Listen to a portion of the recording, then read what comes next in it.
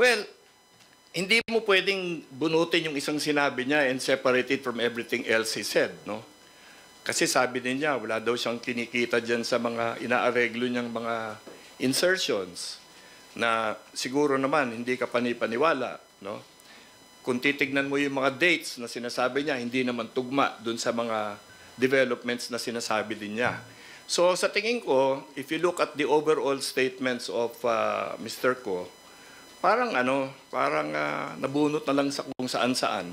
And syempre, babanggitin niya yung mga taong nababanggit na rin, ano, especially those that he feels will lead to greater credibility for himself, no?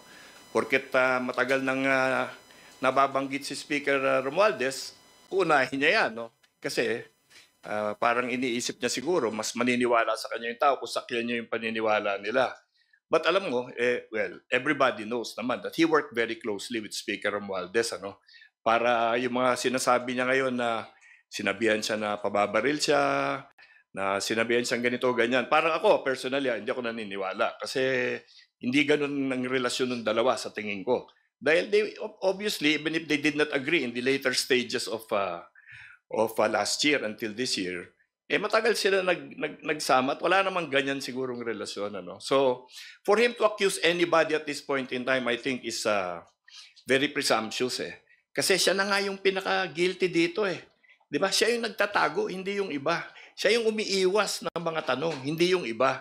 So ituturo niya ngayon yung marami nang na-testify sa different investigative agencies. Siya ayaw niya magpatanong, magmi-mystery post siya ng mga ganyan. Sa tingin ko, we have to take all of this with a grain of salt. He's not credible, period.